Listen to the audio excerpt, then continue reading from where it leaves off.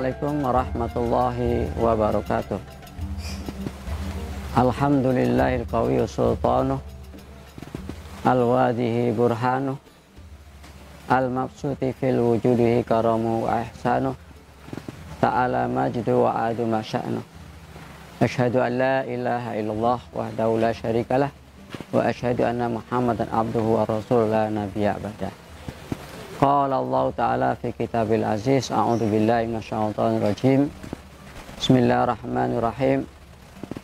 Ya ayyuhalladzina amanu kutiba alaikumus syamu kama kutiba alal ladzina min qablikum la'allakum tattaqun.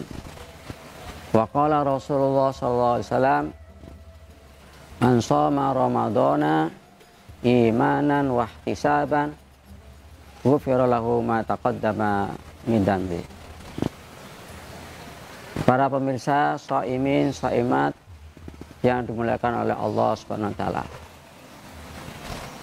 bahwa puasa yang kita lakukan itu ada asarnya, ada jejaknya, ada hikmahnya. Ketika kita melaksanakan puasa itu banyak sekali keutamaan-keutamaan.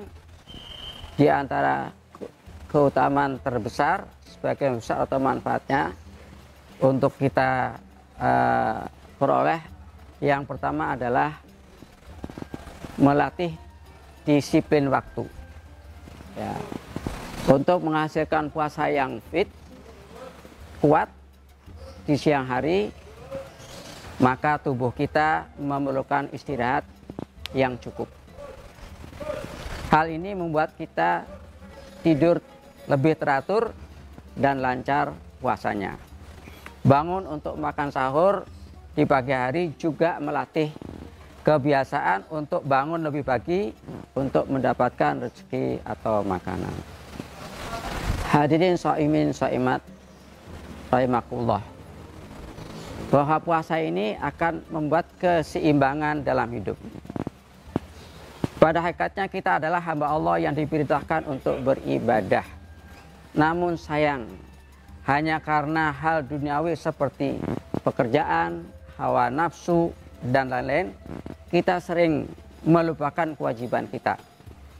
Pada bulan puasa ini, kita berlatih untuk kembali mengingat dan melaksanakan seluruh kewajiban tersebut dengan imbalan pahala yang dilipat gandakan. Selanjutnya adalah lebih mempererat silaturahmi atau peduli sesama. Dalam Islam ada persaudaraan sesama muslim. Akan tampak jelas jika berada di bulan Ramadan. Ya, orang memberikan takjil, berbuka puasa secara gratis, sholat bersama berjamaah di masjid, memberi ilmu Islam dan banyak ilmu Islam di setiap ceramah dan diskusi keagamaan yang dilaksanakan di masjid. Selanjutnya tahu bahwa ibadah itu pasti memiliki tujuan. Tujuan puasa adalah melatih diri kita agar dapat menghindari dosa-dosa di hari yang lain, yaitu di luar bulan Ramadan. Kalau tujuan tercapai, maka puasa berhasil. Tapi jika tujuannya gagal, maka puasa tidak ada arti apa-apa. Jadi kita terbiasa berorientasi kepada tujuan dalam melakukan segala macam amal ibadah. Selanjutnya hadirin jamaah shaimin shaimat, pemirsa yang dimuliakan oleh Allah SWT. Tiap kegiatan mulia itu merupakan ibadah. Setiap langkah kaki kita menuju masjid, ibadah. Menolong orang, ibadah. Berbuat adil pada manusia, ibadah.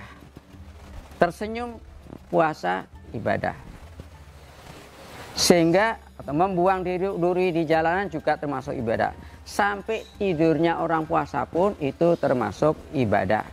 Sehingga segala sesuatu dapat dijadikan ibadah, sehingga kita terbiasa dalam hidup ibadah. Artinya semua dapat bernilai ibadah.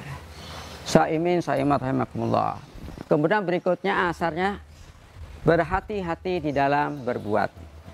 Puasa Ramadan akan sempurna dan tidak sia-sia apabila selain menahan lapar dan haus juga kita menghindari keharaman mata, telinga, perkataan dan perbuatan. Latihan ini menimbulkan kemajuan yang positif bagi kita jika di luar bulan Ramadan.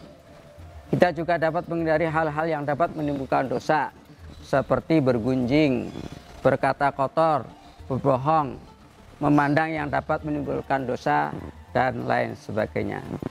Selanjutnya hadirin soimat soimi, berlatih lebih sabar. Dalam puasa di bulan Ramadan kita dibiasakan menahan yang tidak baik dilakukan. Misalnya marah-marah, buruk sangka, dan dianjurkan sifat sabar atas segala perbuatan kita kepada orang lain. Misalkan ada orang yang mengujikan kita atau mungkin berujung pada fitnah, tetapi kita tersabar karena kita dalam keadaan puasa. Selanjutnya adalah melatih hidup sederhana. Ketika waktu berbuka puasa tiba, saat minum dan makan sedikit saja, kita telah merasakan nikmatnya makanan sedikit tersebut. Pikiran kita untuk makan banyak dan masa sebetulnya hanya hawa nafsu saja. Kemudian yang terakhir adalah melatih untuk bersyukur. Dengan makan hanya ada saat berbuka, kita menjadi lebih mensyukuri nikmat yang kita miliki saat tidak berpuasa. Sehingga kita dapat menjadikan pribadi yang lebih mensyukuri nikmat dari Allah Subhanahu wa Ta'ala. Demikianlah apa yang saya sampaikan ini. Mudah-mudahan ada manfaatnya kita semuanya. Wallahu muwaffiq ila aqwamit thoriq. Assalamualaikum warahmatullahi wabarakatuh.